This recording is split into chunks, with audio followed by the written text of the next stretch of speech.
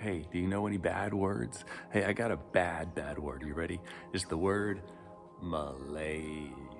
Malaise. What does it mean? It's like this uneasiness, and it's an uneasiness, and part of what makes it so uneasy is the fact that we don't even really know why. What is the cause of this uneasiness? So malaise, an uneasiness whose exact cause is difficult to identify.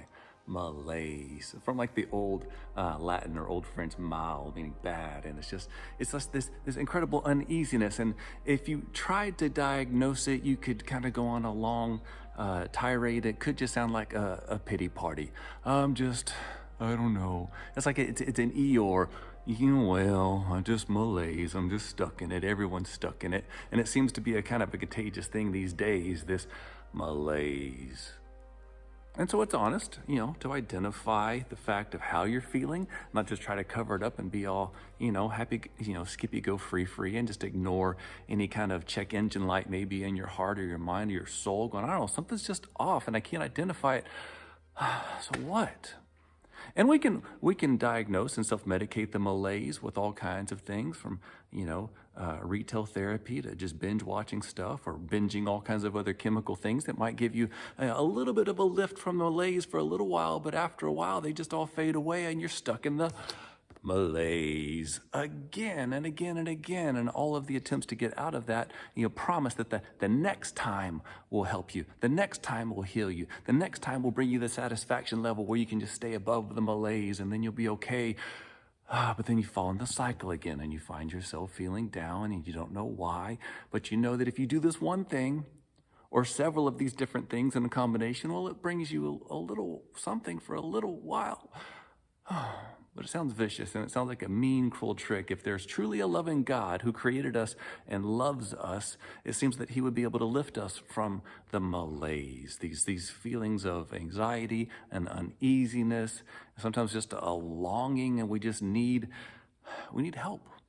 And so where does our help come from? Our help comes from our Maker, the Maker of heaven and earth, the one who made us in his own image and breathed the breath of life into us so that we could be alive, fully free. And so I've got a verse to go against the malaise from Psalm 94 and verse 19. It says, when I'm filled with anxiety, when I'm filled with all these cares and worries and consternation, when I'm filled with malaise, your comfort brings me joy. God's compassion in our lives, multiplies peace and joy in our souls.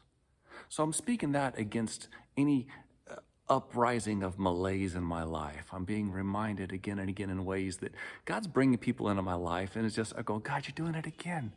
I was stuck in my despair, and you brought a person, or sometimes just a Bible verse, or sometimes even a song, or sometimes a time in church together that going, wow, that was beautiful.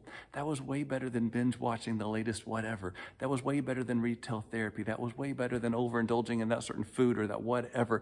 God does this thing because his joy. The thing about malaise is we don't really know exactly where it's coming from. That's part of what makes it so uneasy. The joy, though, we know where that joy comes from. The joy comes from the Lord. And so let the joy of the Lord be our strength against whatever this world has to throw against us, because God so loved the world that he gave his only son. Are you included in the world?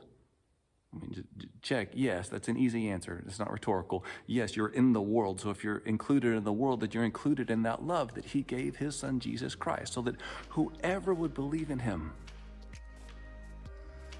you don't have to be stuck in malaise. You don't have to perish in that kind of depression, but you have everlasting life.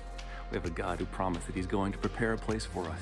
And it's been a while since Jesus walked this earth, and he gave that promise to his disciples to go make more disciples and teach them everything that he taught them, and baptize them in the name of the Father and the Son and the Holy Spirit. And he says, lo, I'm with you always, even to the end of the earth.